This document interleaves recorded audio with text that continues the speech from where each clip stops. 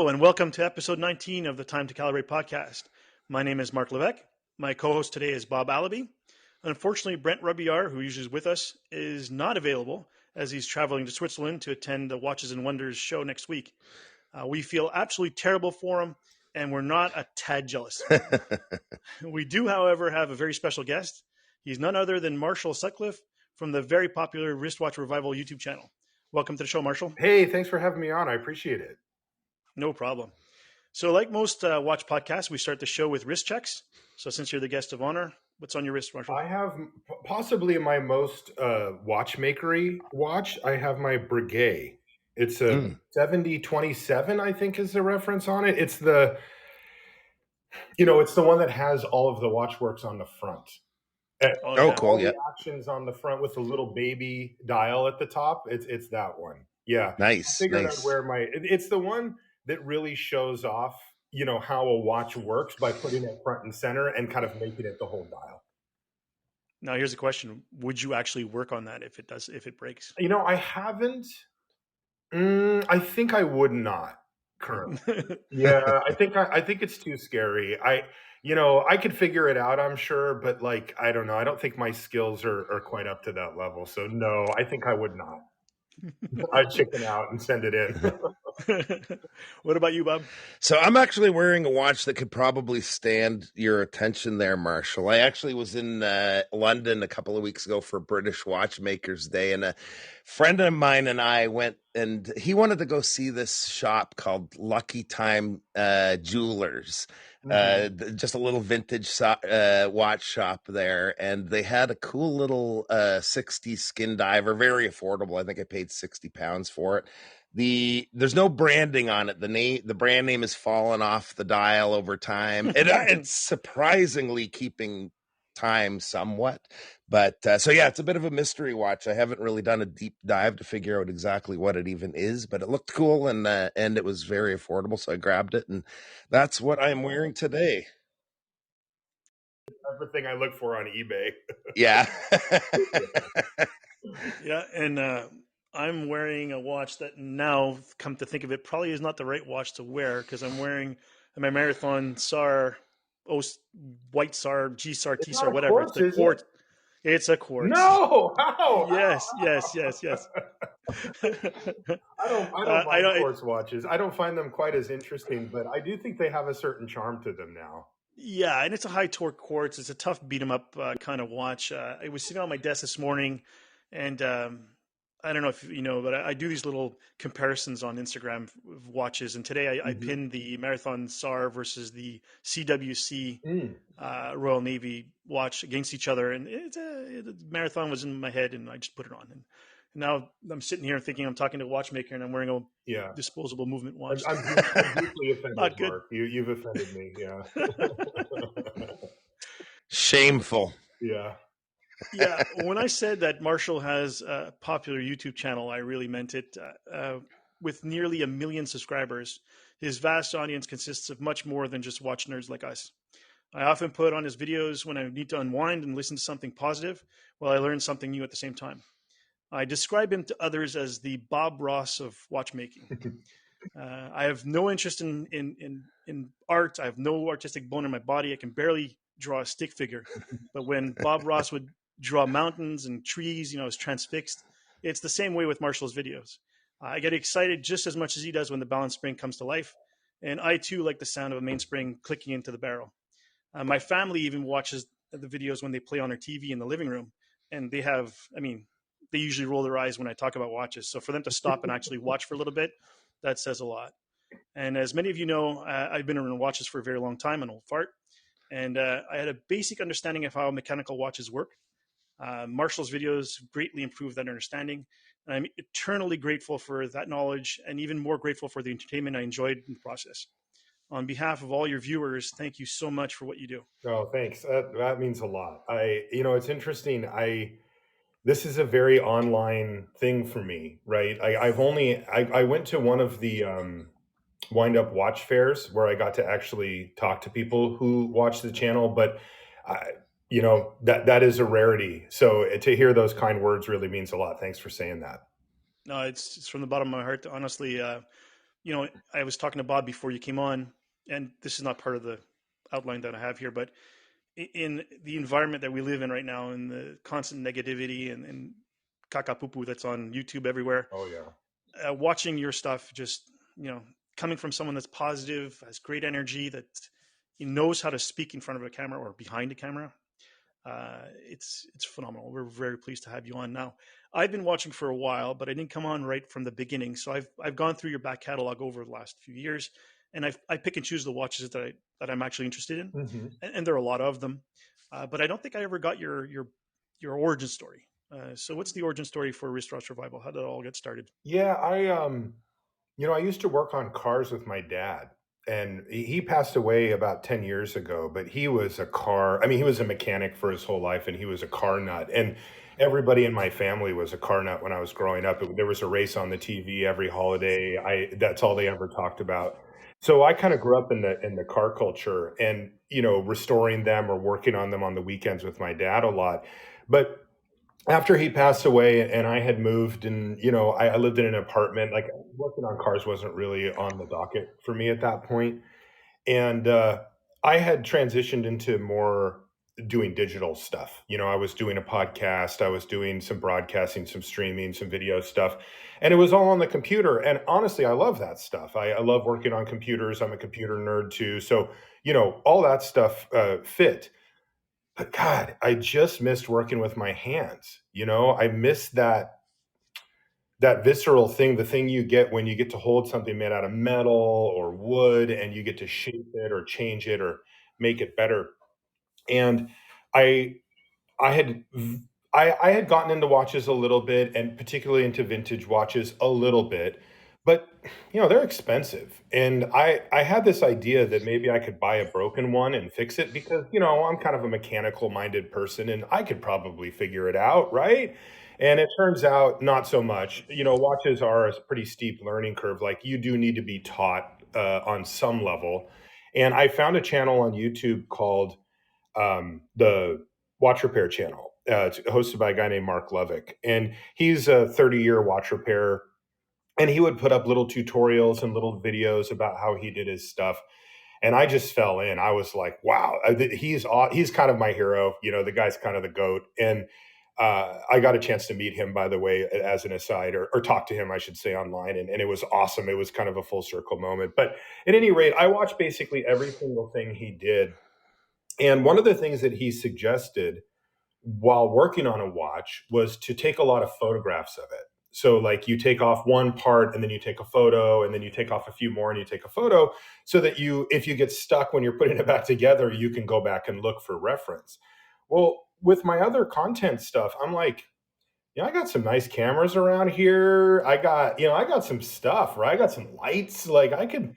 So instead, I just filmed it. I just turned on it, because I thought, it'd be better than a bunch of random photographs, would just be a video, so I could actually even see how I take it off, how I put it back on.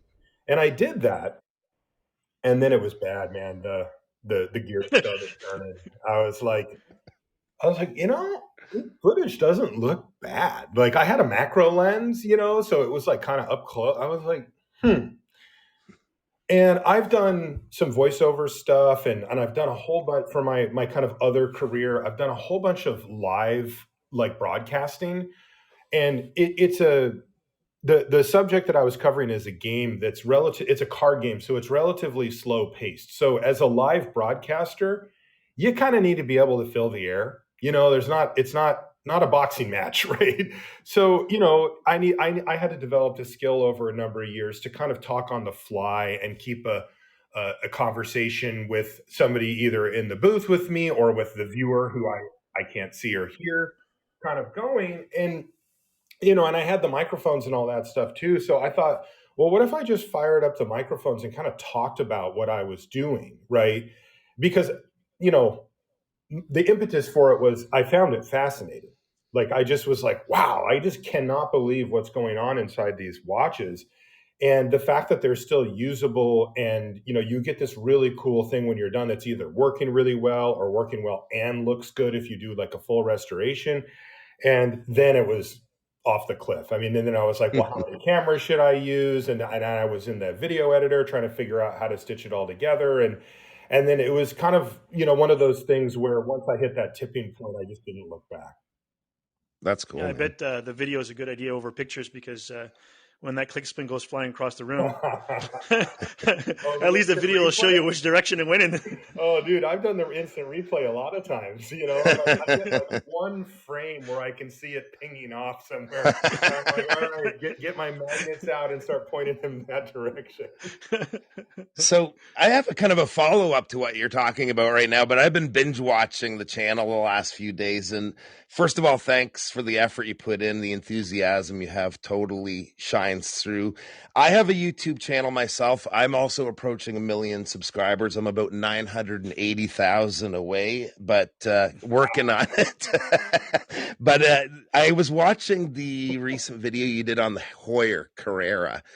You picked up as and just as an example of one of your videos, what does that really take, like time frame wise, to put together something like that? I mean, and also like with the gear, like how many cameras do you have set up as you're going through the process?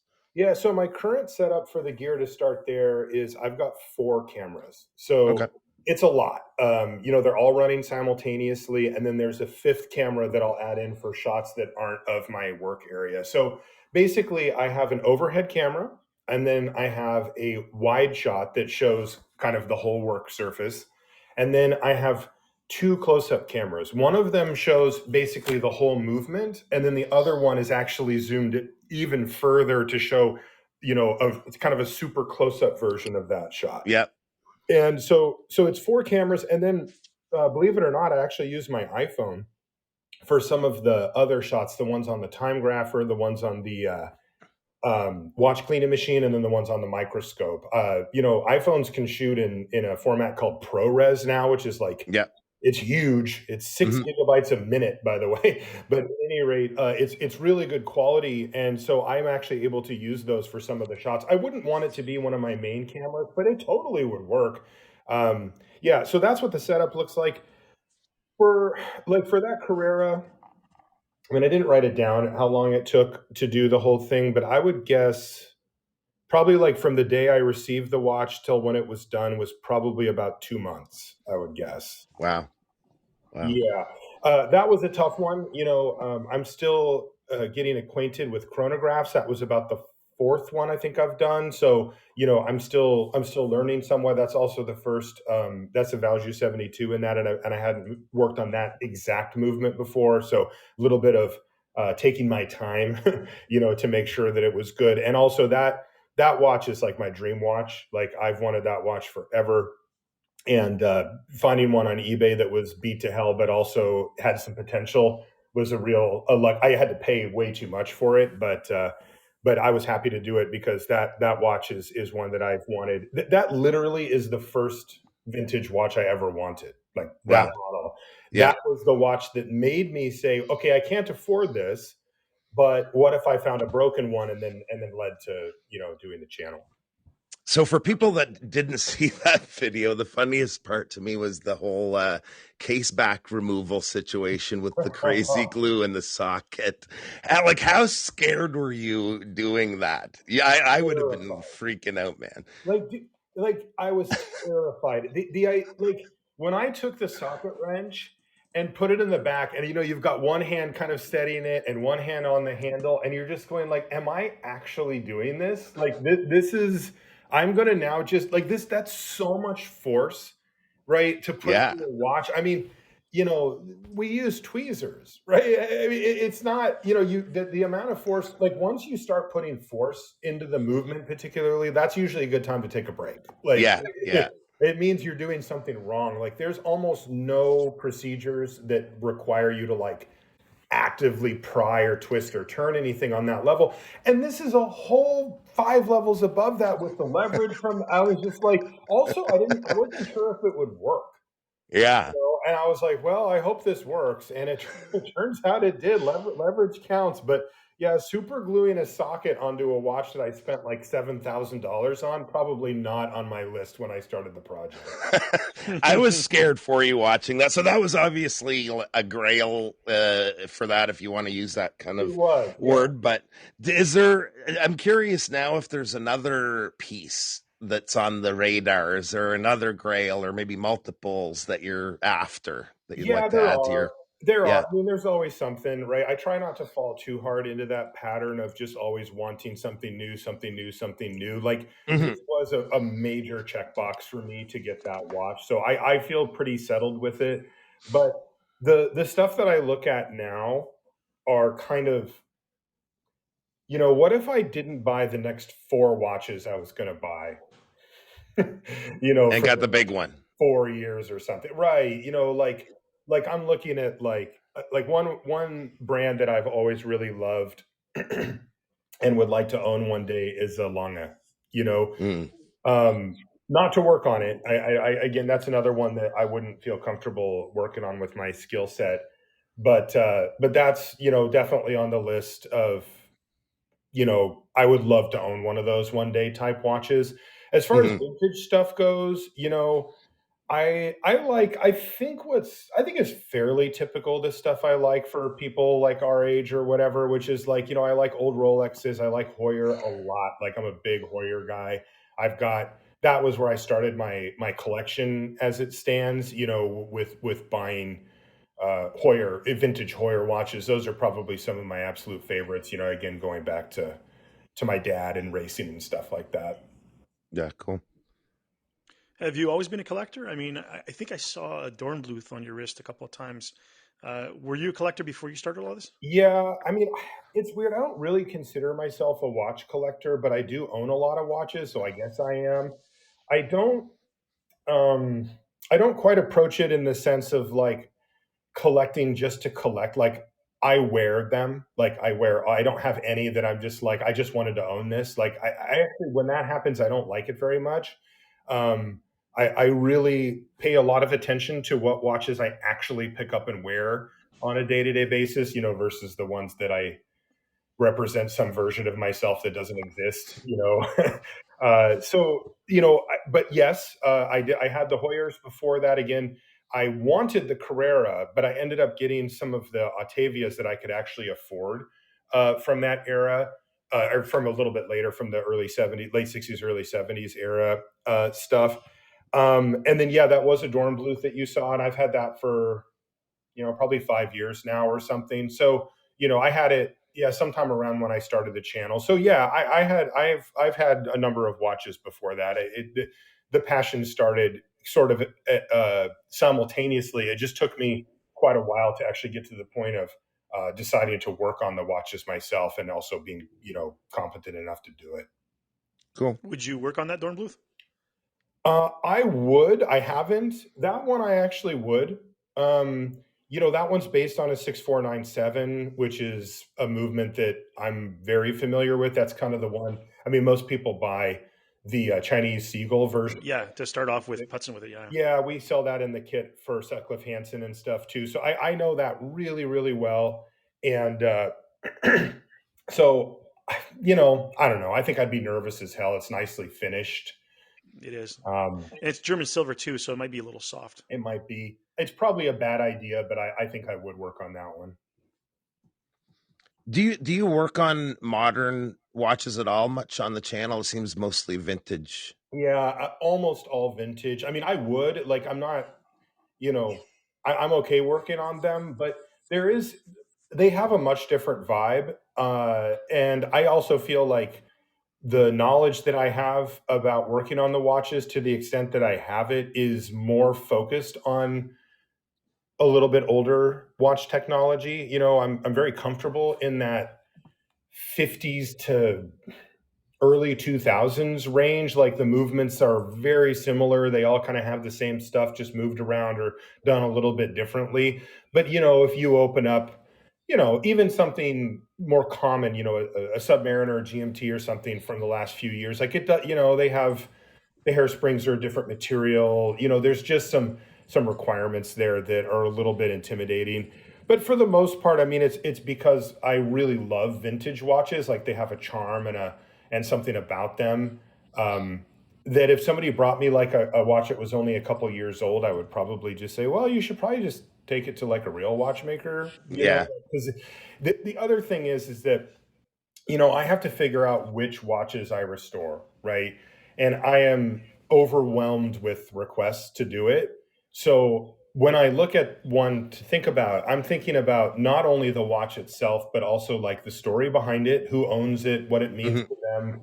And then also, I need it to be, I need something to restore, right? Like if it's in perfect running order and it just needs like a routine service to maintain that, there's not like, and not that I wouldn't ever do that, but like that would have to be a rarity on the channel because the point of the thing is to show the journey of the watch going from one state to the other, not 100%. Yeah. exactly the same Yeah. perfectly mint thing, you know. Yeah. Yeah. Yeah. And I assume at the beginning you must have worked on your own watches, and I know you've used eBay to find watches used for parts or bad pictures, and you get lucky and get something that you can fix. Over the years, has it become more challenging to source watches, Yeah. or has the fame of your channel given you better access? No, it's just gotten harder. I think I should have just like I should have just shut my mouth about trying to get people into the hobby because now it feels like if there's a broken one on eBay, it goes for more than the one that's in good condition. It's like everybody's fighting it out, trying to get the good deal. So yeah, no, I The think I Marshall made that. increase tax. Yeah, I now I need to like switch plans and start a business where I sell like lightly broken watches on eBay. What's your favorite watch that you've brought back to life? Now, I know some of them have historical not issues, but historical meaning for someone that, you know, his grandfather's watch that he wore during World War II and that it's been in his family forever. Or maybe it was a watch that you were gifted when you got married or whatever. What's your favorite one so far? Or do you have a favorite one? I do. I have a couple. My personal favorite is that Hoyer, again, because that was kind of my grail. But my favorite experience, let's call it, with a watch and somebody was, it's interesting. It's actually, I believe it's the video that has the most views that I've ever done. But that's not the reason that I like it. You know, I was at the stage where I was just starting to feel comfortable taking watches in from the outside. I was, working on my own stuff the whole time up until this point, and I had done 3 or 4 watches for people, and I was like, okay, I'm starting to like feel a little bit more comfortable with this. And I got a message from a lady who's local to me here. I live in Seattle, and she lives about half an hour away, and she said, I don't. I've seen a few of your videos, and I'm reaching out because I don't know what else to do. And she was just like, if you can help me in any way or point me in a direction or do anything for me. And basically, she had a watch that belonged to her dad, and he wore it every single day. He had bought it in Vietnam, and when he came home, he just kept on wearing it. She had all these pictures, and he had the thing on no matter what. I mean, he was a mountain biker. He's wearing the watch, and it was a Rolex Explorer. Oh, I remember this video. Yeah, it was 1016, like one of my favorite watches. I have one now because of that video. I like went and hunting one down because it was I fell in love with that watch. But at any rate, and I said, and what had happened was she made a big mistake. She didn't realize that the crown needed to be screwed down on a watch like that, and she went clammy, which is, if you've never done it before, it involves shoving your hand down into the sand and the water repeatedly. And she did that at the ocean here in Seattle, like salt water, and it flooded the watch with salt water. And she took it to a few local places here, and they told her no way. Then she took it to the official Rolex place here, and they said, okay. And then they said, well, never mind. We're not actually going to be able to look at it or work on it, but we'll send it to Rolex in Geneva. So they did that, and Rolex said no way and sent it back. Now this lady was like, look, I'm willing to pay. Like she said, that's not the issue. She said, I just can't find anybody that will do this. And she's just heartbroken. She genuinely felt like she ruined her dad's watch and that it was her mistake, so she was carrying that burden. And I said, I set expectations because, salt water in a watch can be very, very destructive. And it had been a number of months since it happened. But I said, I will take a look and I'll do what I can for you. And I did. And, it was the video's up. You can see it was a nightmare. It was a real journey. But I got to give it back to her in person. And, she was crying. And, you could tell that there was a deep connection between that object and her. And, that being one of my early experiences with it, where most of the time I don't ever meet the person or get to see them. So I send the watch back and then I'll get an email a few days later and they'll say, "Hey, I got the watch. Thank you so much." And that's it. Right. And that's great. I mean, no problem. But this was different. This, I could feel it. I could tell what was actually happening there.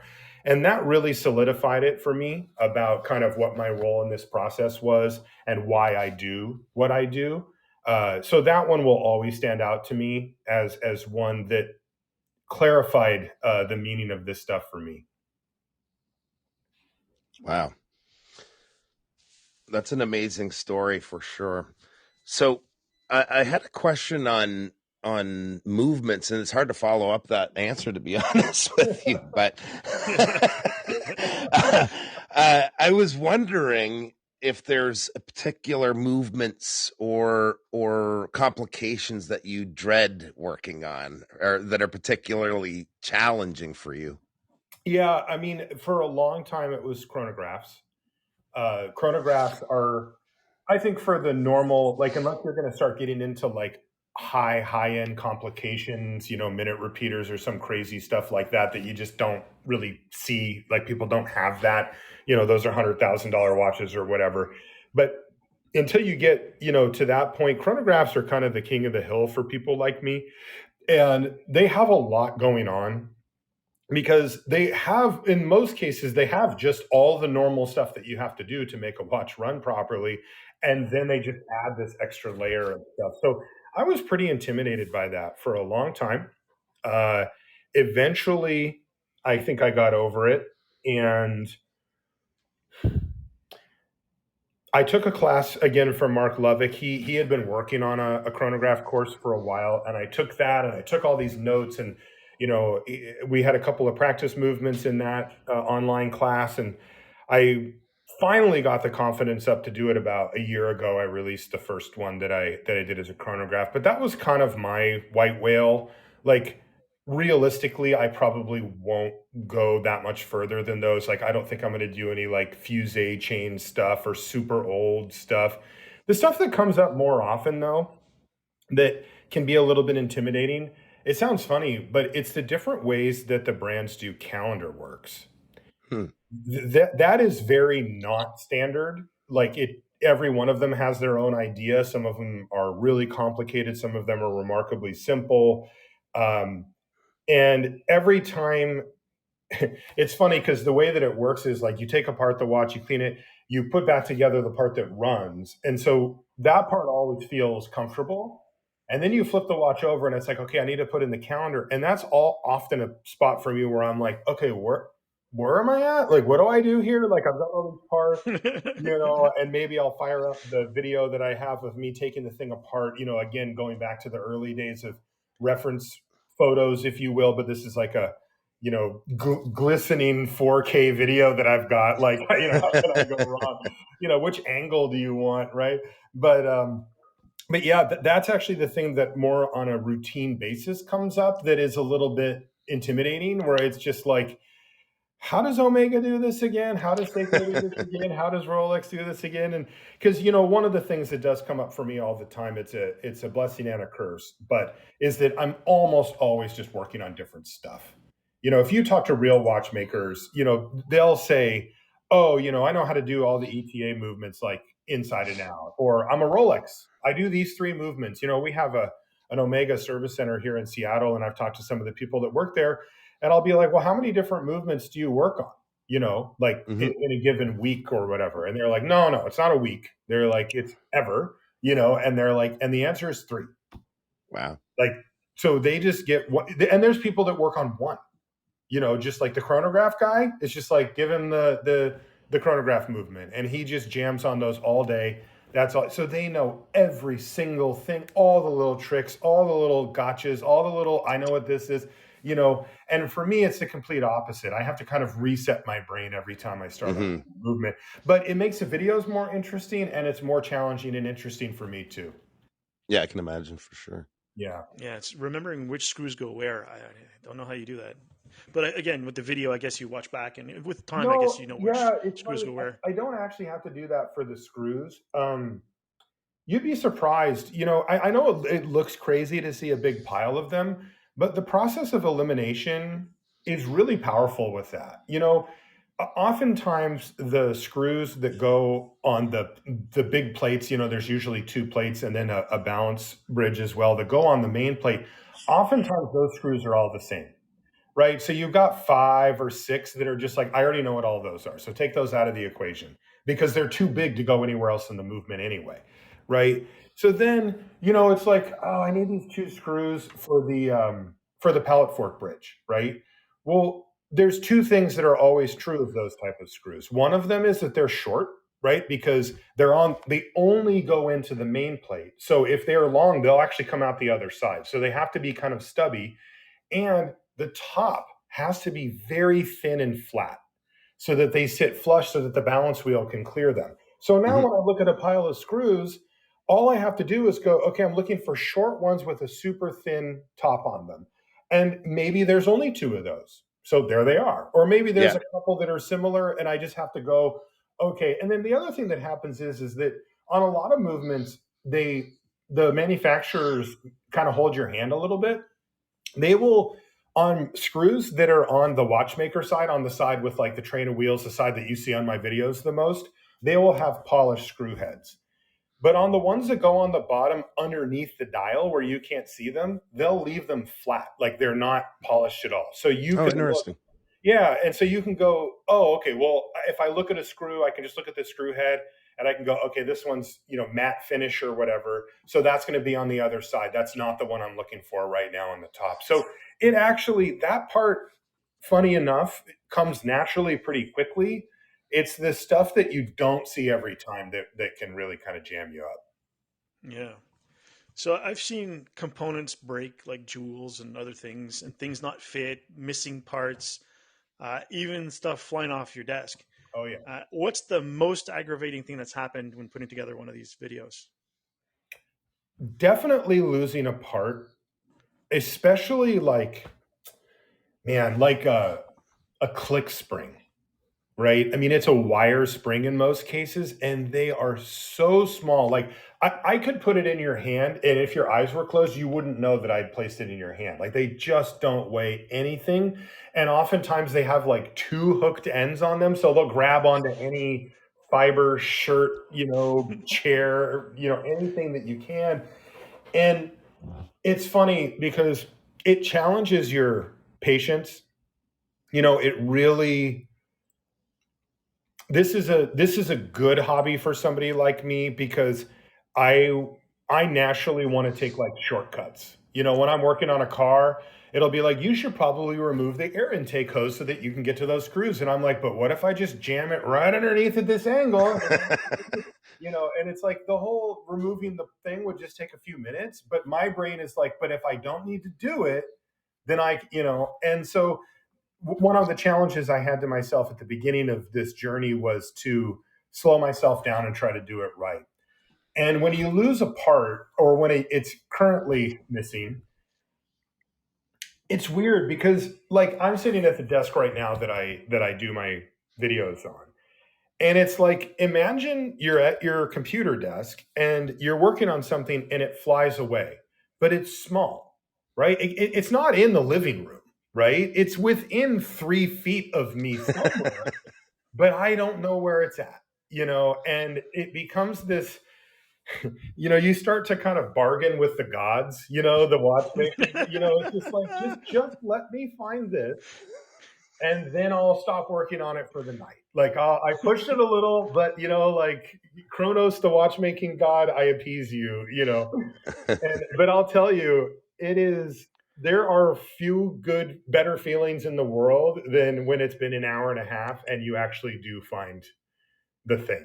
Oh, yeah.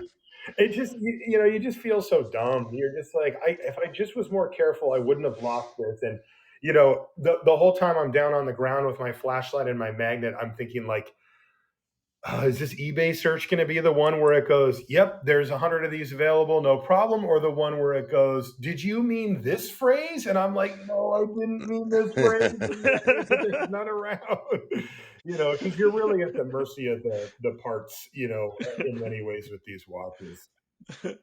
I know what you mean. My watchmaking is limited to sizing bracelets and the occasional small stuff. And I have a Grand Seiko, and those links have tiny screws heads on either side, and they're very small. And I dropped one onto the carpet.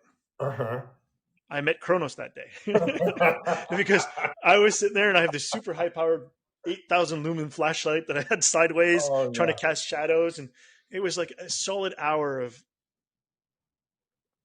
prolific language.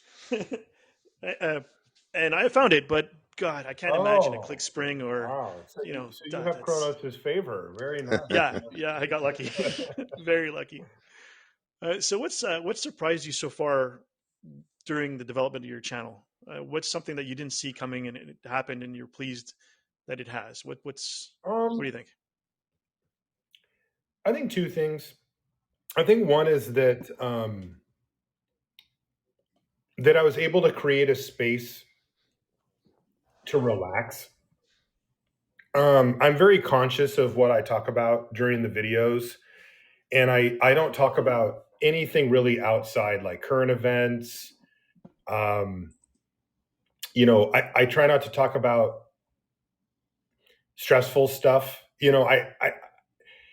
People, I've gotten a decent amount of feedback, but about the channel over the years, but the one that's really resonated the most is people kind of equating it to some type of therapeutic thing where they, I've had like a shocking number of people say, I was going through something really hard.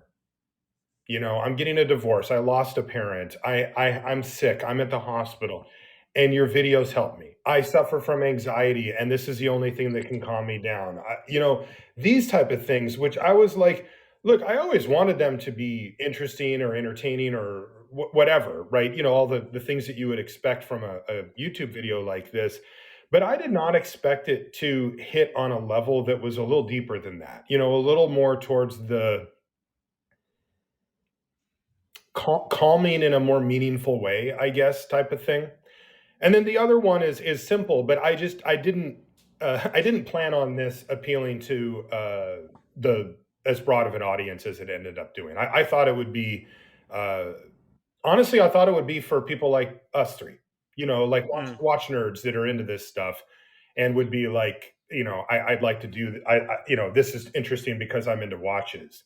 But I remember when it started to grow, I saw a lot of comments from people saying like, I don't even own a watch, or I don't even really care about watches, but I watched this whole video. And I was like, maybe there's more meat on the bone there for a broader audience than I had originally thought. Honestly, I didn't care. Like I made these videos because I wanted to, like there was no grand plan behind it. I just, I wanted to show people the things that I found fascinating about this process and about watches. And, I have some experience with trying to be the intermediary between something that is really complicated, but that I also find fascinating, and kind of the everyday person who's not as into it as we are. The game that I covered is really complicated too. So I had a similar role there. So I was trying to kind of reprise that for this. That was why I did the channel. I just didn't think that as many people would find it as interesting as I do. Yeah, like I said before we recorded, you come for the watches and you stay for the Marshall. Yeah, I'll take it. So you recently got into selling watchmaking tools and kits. You had mentioned before Sutcliffe Hanson, I think was the name. What led you down that alleyway and get involved into online sales? Yeah, so when your YouTube channel kind of blows up, like when it hits that bigger level like mine did a few years ago, where I was like, wow, this is beyond what I thought it would be. Most of the time, a good run on YouTube's about 7 years. That's you kind of did it if you have a good 7-year arc on YouTube where it's like that. And I'm just aware that, I'm going to keep making these videos. I love doing it. I don't need to have some huge audience behind it. So I'm not really that focused, but I'm still looking at it and going, I want to take advantage of this.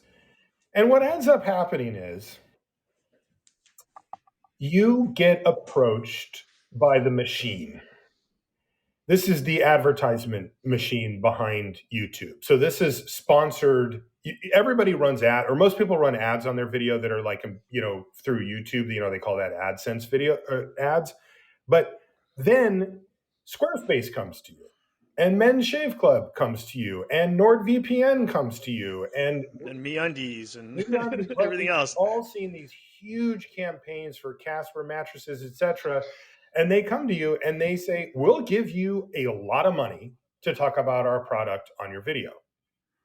And, as an adult, it is, I don't feel comfortable just ignoring that entirely, right? Like, I don't just feel comfortable going like, nah, I don't need that, right? It's like, this is a window, that I have to consider the monetary part of this whole thing too. But I freaking hate those ads. I hate them. They disrupt the video. They suck. I'm trying to really tell a story of a watch. I'm trying to keep you immersed in this thing. And if I'm talking about a watch and then I go, like, hey, do you need a VPN solution? Use code Wristwatch 25. It's like, oh my God, right? Like my ears just grate at that. I get it. I don't have any problem with YouTubers who do that. You do what you got to do. But damn, if I can avoid it, I will. It's the same reason, like, I don't ask for people to subscribe. Like, if you watch my videos, I never say, like, smash that like button. I never say, subscribe, because it's just like, everybody says that. My goal is to try to make people subscribe because they want to see my next video, not because I'm begging them. I never appeal to the algorithm on my videos, right? I never say, like, if you leave a comment, then I'll get more stuff. It's like, why does my viewer care? Like, that's not their problem. That's my problem. But think about it. What if, oops, the click spring went flying onto my Casper mattress? Okay. There you go. That is great. Yeah, that I could do. See, that's funny. Like, that I could make into a story. But anyway, and so when faced with that decision, I did have to make a call, though. Am I going to go down that road? I could do it my way, where, like, I'm really picky about what sponsorships I would take. I would be careful with it and use a deft touch, and I would tell the sponsor, I'm going to do it my way or we're not doing business. I'm not, that kind of stuff. But or I could bet on myself, as it were. Instead of pointing all of the audience I have, at NordVPN, I could point them at something that I built. So one of the things that happened as a result of the channel kind of growing was that a lot of people were like, hey, I want to try this. Like, this looks cool. I want to try this hobby. And and the thing that they always got stuck on was the tools, because, try it out. Like, go, you go, okay, I'm ready to get into the watchmaking. I need to get some tweezers and some screwdrivers. And you go to one of the big watch, supply stores, and you type in tweezers, and you're going to get 70 responses. And you're like, I don't even know where to start. And then, you type in screwdrivers, and there's like, here's these ones for $7, or here's these ones for $200. And you're like, well, I don't want to get the crappy stuff that's just going to break and make my life miserable, but damn, $200. Like, can't I just buy the 4 that I really need to start with so that I can try this out? And so I wanted to smooth over that. I wanted to make it more accessible and try to take a stab at making watchmaking as a hobby kind of more of a thing. Obviously, it's still a niche thing.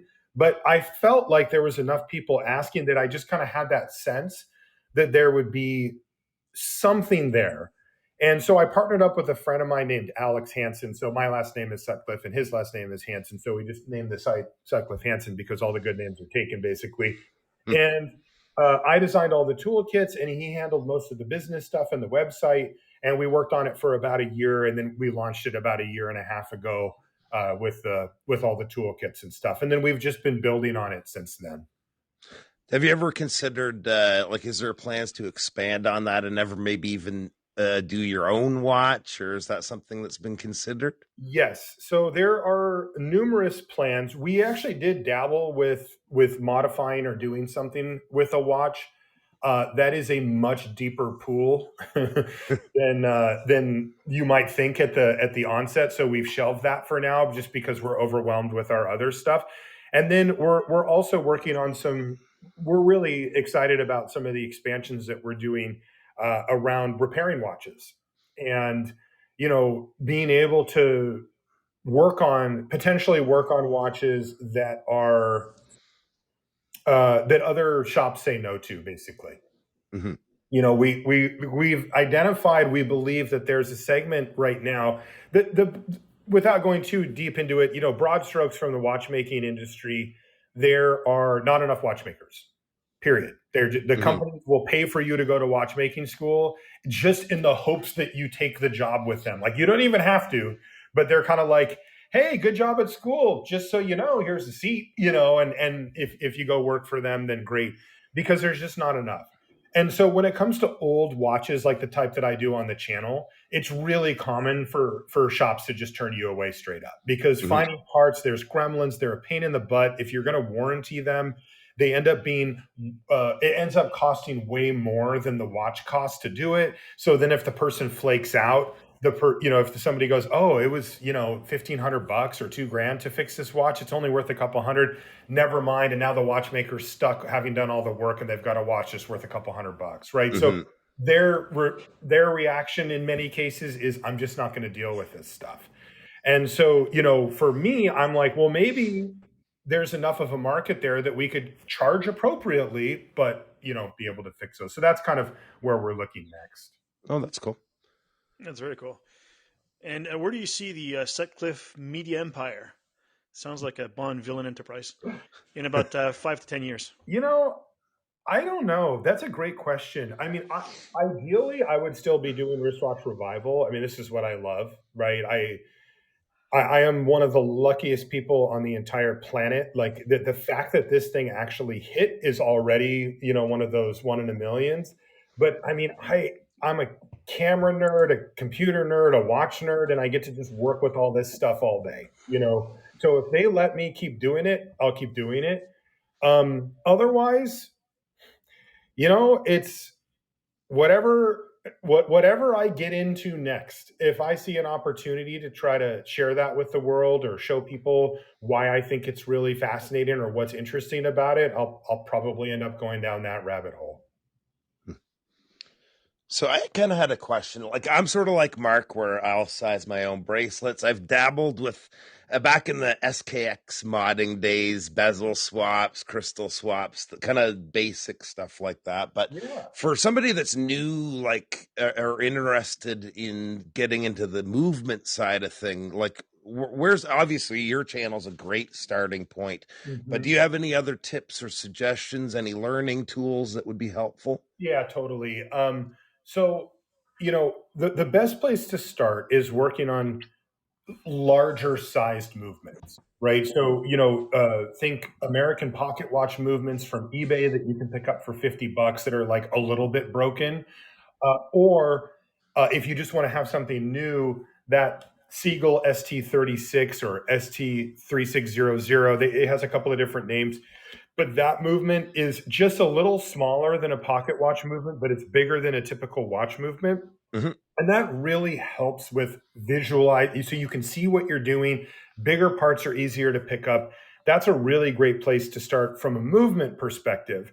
Now, I did a video of that particular movement where I take it apart and put it back together, kind of just in a simple, it's not a tutorial, right? It's more of a walkthrough. Because tutorials are really hard to make, because like, you're responsible. Once you call it a tutorial, it's like, if you leave something out, it's like, it's on you, dude. Like, so I definitely called it a walkthrough so that people couldn't pin me down if I screwed it up too bad. But I mentioned him before, but Marc Lovick, we actually we partnered with him to sell his watch courses. So he has watch courses that he's done. There's 5 of them, but he's still working on the 4th one.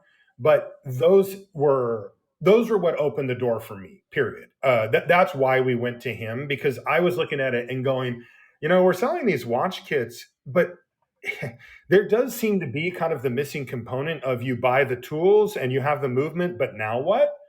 And my little video helps, but like I was thinking about doing tutorials myself, but after I had taken his courses, I'm like, there's no way I'm going to do a better job than these. So I just got a hold of him and was like, hey, can we like work out some type of deal where we sell your courses? Because they're better than anything I was going to make anyway. And he was really amenable to it. So we sell those on the site. And to me, the reason that we have them there is that they're the best in the business. They are incredible. The first one teaches you, the basics of the movement, and the second one teaches you how to take it apart and put it back together.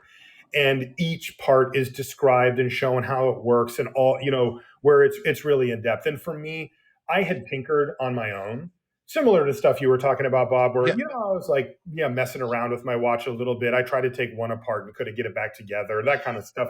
Mm-hmm. But once I took the class, it was like, oh, okay. I'm actually starting to put the pieces together now. And it wasn't some, it's a few hours, right? It's not some like, you don't get you're not an official watchmaker when you're done. It's just some kind of basic. So, so that's where I would say to start, because to me, that will tell you if this is for you or not.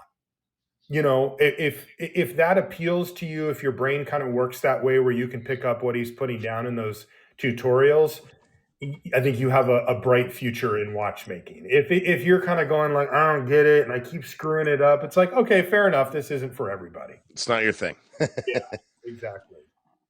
Yeah, timezone.com back in the late 90s, early 2000s had a course. Totally. I don't know if they still sell it, but a lot of my friends had got into that and dabbled and have become competent tinkerers. Yeah, I don't, as far as I know, that's not like a video thing. Is that No, it right? wasn't. Yeah. No, it wasn't video. I feel like I've heard a lot of people say that was really good and a lot of starts, but I do feel like at this point it's probably a little dated just because, video 100%. is so powerful, right? For this stuff. Yeah. Yeah. So when we started teasing that you were going to be on our show on Instagram, we put the call out for questions from our audience or for people that know you and so forth. And normally, because we're still a fairly young show, we wouldn't get many questions, maybe one or two or none. Mm-hmm. But in your case, we got quite a few. So I've narrowed it down to a handful here. And one of them is from Central Seconds on Instagram. He says, Marshall. No, hold on. Let me start that over again. Marshall is awesome. That's what he said. Ask him if you could only choose one. Would it be watches or MTG draft? Now, before you answer, I tell my family who I'm having, especially if I'm excited about a specific guest, because I was genuinely excited about having you on. And I said your name out loud, and one of my kids' ears perked up, and he says, Marshall Sutcliffe? I said, yeah. He says, the guy from Magic the Gathering? I said, I think so, because I remember on one of the videos he had talked about it briefly. He's, oh my God, you're going to have Marshall on the show. He got all excited about it. Yeah, I do have two careers in this space, and that's the card game I was referencing before. It goes all the way back to the 90s, and it's still going stronger than ever. And and I do a podcast about drafting it, which is one way that you can play the game. It's my favorite way to play it. And then I also do commentary for the Pro Tour. There's still a professional level competitive Magic scene. And I'm the lead play-by-play commentator for that. So that's the background on it. But this question is like, those are like literally my two favorite activities. Well, I have one more. I have basketball. I play basketball still somehow. I don't know how my bones still make it up and down the court, but I do play that. God, that is so brutal. Like, doing a draft of Magic is like one of the most fun, interesting things you can do. Oh man, I guess I would keep watches at this point just because it's a little newer to me. Like I've been playing Magic for a long time, so maybe I guess there's an argument that says like I've kind of done that, and watches are still, even though I've been doing it for a long time, they're still the shiny new toy. So I guess I take watches, but I'd be wow. I didn't even have to pull out the there can only be one, just like the Highlander. You chose one. Totally. So this next question is from at Poet A Royalist. in Instagram. I think that might be Spanish. How much do you see the watchmaking profession as a livelihood in the future as the mechanical wristwatch has come back into interest and more people? Yeah. So yeah, if they mean like as a profession, it's Yeah. really good right now. We actually have a watchmaking school here in Seattle. It's called the Watch Technical Institute, and it's a 2-year program, and they get a SATA certification, which is like the Rolex one when they're done. Okay. And I mean, they are like, the companies go to that school to try to woo the students. Like, they bring them donuts and stuff, and they're like, "Hey guys, just wanted to check in," because when they graduate, they're like, "Come work for us, like now," right? So the Wow. demand is very, very high. If this is a profession that is interesting to you, especially as vocational jobs have become more and more popular, as people are kind of realizing that like the value of a 4-year degree is a little more dubious maybe than it once was, and it's very, very, very expensive to get one. So people are starting to look at other stuff. And I mean, to me, watchmaking is like this kind of perfect middle ground, right? Because it's not like you're outdoors in the winter digging ditches or something, but you still get to work with your hands, but it's in like a nice kind of office-like environment where it's a little more chill, than laying on your back in the cold working on a car or whatever. And but again, it's not just working on spreadsheets or computer stuff. For people that want to work with their hands, it pays pretty well, and you can get a certification in 2 years, and it's cheap to get the certification, again, because many of the schools are subsidized by some of the bigger watch brands, because they're just trying to get more people into the field. So I think it's a great time to go into watchmaking as a profession. For me personally, I'm not certified. I'm not as good as those guys. I do this as a hobby, and that's how Don't I. sell yourself short.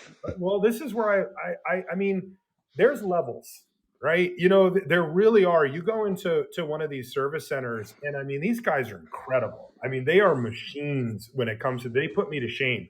I'm proud But of like you how far said, they're I've come, working on but that same movement yeah, over and over yeah, and over it is again, true. whereas you're, doing all kinds. It is true, but and I'm proud of how far I've come, but there really are levels to this game, as it were. So I'm not looking to go into that. I mean, I make videos, like that's what I do. Like I don't really care. I don't talk about it publicly normally, but like I don't even charge people when I do their watch on the channel, because like I had this idea that I would have it be like a little mini side business where I'm like restoring watches too. But the truth is that like I'm making a video. That's why I Mm. have the watch. And the people that were coming to me were like old people that couldn't afford it, people that were on their last leg trying to find somebody to work on their dad's or grandpa's watch or whatever. And it just didn't feel right. So I don't even do that. So career wise, that's not really going to be in the cards for me. But I think as a career, it's a really good choice. And this person says, regards from a fan and rookie watchmaker from Querétaro, Mexico. That's pretty cool. Nice. So our next question is from @Dandygram on Instagram. Can Marshall take my Hamilton automatics that stopped running? I don't want it back. I just wanted to see it being revived. So he sent me a picture of the watch. It's one of those Hamilton khakis, relatively modern, with one of those H10 laser calibrated movements. So that was his question. Would you take it, and can you fix it? Yeah, I mean, this is one of the things that comes from having your channel blow up, is that I get asked this stuff just constantly. Like, I'm sure. I mean, everybody's super nice about it. Like, I don't get like, it's very rare that it's a lot like that. Very kind. I mean, this person's offering to just send me the watch. It's like, it's crazy, right? But it Yeah. is overwhelming. Every channel that I have where people can contact me, they do. And even people contact me on channels that I don't make public. They've called my mom's house. Holy Wow. cow. Yeah. That's The funny part borderline is, creepy. I thought it was, I was like, what the hell? But the funny part is, my stepdad picked it up, and he's like a really nice kind of like boomer guy, and he just talked to the guy for like an hour. I'm like, dude, that was like pretty intrusive, and he's like, well, he was really nice. I'm like, okay. But That's how they start, and then they're in your bushes. yeah, but I mean, my personal email, which I don't make public, my personal telephone number, which I try to keep close to the vest, and I still get calls for that. I had one guy show up at the building that I live in, and the person that works at the desk downstairs called, and they were like, "Hey, this guy says that you might be able to fix his watch." Funny enough, the guy at the building was like, "Hey," he left me a message. He was like, "I actually have a watch that I could use fixing too," and I'm just like, "Oh my god!" So I try to kind of narrow it down to. Oftentimes, it gets narrowed down to my Patreon, because like they're paying to be on that, so I'll monitor that as best I can. But even then, I fall behind on those messages because you know how it is. You have to set boundaries at some point where you have to prevent yourself from burning out. And one of the ways that I know that I could burn out is if I try to take the burden on of answering every message I get, which, trust me, that is my natural instinct. Like, I feel bad not answering and having to say no to people and not being able to take on people's watches. Like, it makes me feel bad because I want to do all of it.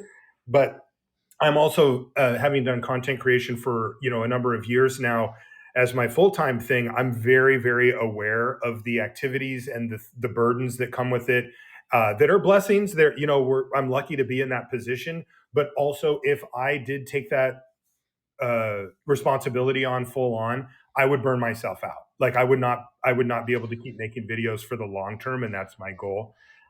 So the answer is no, I won't be able to take on the watch. I do apologize for that, but yeah, it led to a bigger topic, I guess. It kind of goes back to the guy asking about whether it's a good time to have a career in this or not. There's obviously a lot of demand for watchmakers that you're seeing firsthand. Absolutely. Yeah. This next one's from @everyone_hates_me on Instagram again. It's quite the handle. Yeah. He asks if it's a good idea to buy the book Watchmaking by George Daniels. Now, before you answer, if I'm not mistaken, George Daniels' book is quite complex. It's not your entry-level watchmaking book. No, I have that book. Is it a good idea to buy it? If your goal is to actually work on watches, no, you don't need it. Spend it on tools or something else. If you're interested in how watches are made, now there's, the term for somebody who repairs and fixes watches for a living is watchmaker. But in modern day times, when that's a much rarer profession, people get it conflated with somebody who literally creates watches. That's who George Daniels was. Yeah, he's GOAT tier. I mean, he's amazing. I read his book. Not that I have that book. I've read parts of it. It's not exactly a sit down and read it type book, watchmaking. But he also wrote a book about his life, and I read that. And I've watched all the videos and interviews. He was a really amazing guy, a kind of a complex, interesting person. But no, you do not need that book. It is going to be way over your head. It's way over my head here. I mean, we're talking about, like, imagine like the teeth on a wheel and what angles you need to cut them at. Like, that is in that book. Like, so if you're without using computers or CAD or any of that stuff. Exactly. So get out your slide rule or whatever. Like, no, this is for crazy people who I respect a lot. So if you make a watch using that book, they call that using the Daniels method. That's named after George Daniels. But and the idea behind it is that you learn and get close to mastering every skill needed to take a watch from pieces of metal into a functional timepiece. And that is, he estimates, between like 28 to 30 different disciplines that you have to master. So we're talking about, you're going to put 6 years and have nothing to show for it. Now, if you put 15 years in, then you might end up being, Roger Smith or something. But like, yeah, that's exactly what I was going to say. Yeah, but I mean, this is just, this is for a whole different level of crazy, So no, you do not need the book, and you will not get anything very much practical information from it. But it is really interesting, and it looks really cool if you have a copy of George Daniels' Watchmaking on your desk. But it's like $100. Like, it's an expensive book. So yeah. So this next one is from Stepan. I believe his name is Stepan. His Instagram handle had various letters that were chopped or not. I think it might have been Swedish or Finnish or something. It was a little different. Mm-hmm. Anyways, so he asks, does watchmaking take a long time and a lot of financial resources to master and gather the necessary tools? in terms of years? Yeah, if you're talking about mastering it, like getting really competent at it, yeah, it does take a while. It does take a decent number of tools for sure. Getting comfortable-ish with it does not.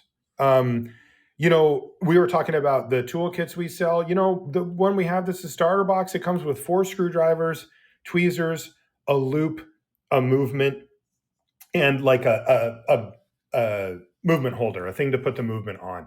Just to get started and to get yourself comfortable, that's really all you need. So you can get in, that's with the movement in there too. We sell that for like $175, right? Now, you are not going to be able to use that set of tools to restore a watch like I do on the channel. You are going to need quite a bit more tools than that. So yes, if you are looking to get good at this, where you can feel confident working on other people's watches, buy watches, try to flip them, restore them and sell them. Yeah, it does. I would guess it would take, if you're really interested in it, a good year of practice and learning where you're pretty dedicated to it. And monetarily, I don't know. I mean, we sell what we call the complete kit on the site for $900 or 800 and something bucks. And it comes with most of the stuff you need. You need a few extra things, but I don't know, being even a little aggressive with it, $1,500 will get you pretty good. And then there's always more tools to buy that make life easier, that are better versions of what you have and all that kind of stuff. So the sky's the limit as far as that goes.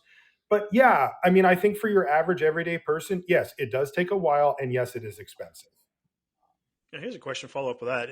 And how if you're a mechanic, your dad was a mechanic. Mm-hmm. Oftentimes you have your toolbox. When you go work someplace, you bring your tools with you with your toolbox. Mm-hmm. And you leave that job, you bring that toolbox with you.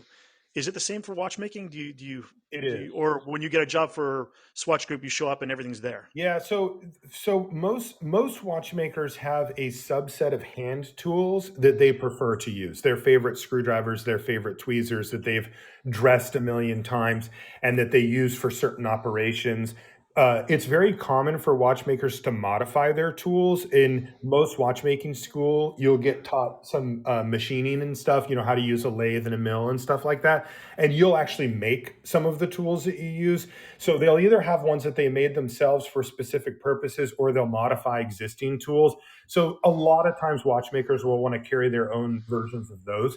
But the bigger like machines and timing equipment, the watch cleaning machine, the pressure tester, all of that type of stuff, the case back removal tool, bracelet tools, all of those type of things are expected to be provided by the person who's running the shop. So, and then if you're brand new, sometimes they will insist that they use your tools as well. Different companies have different levels to which they expect you to do the tasks in a specific way.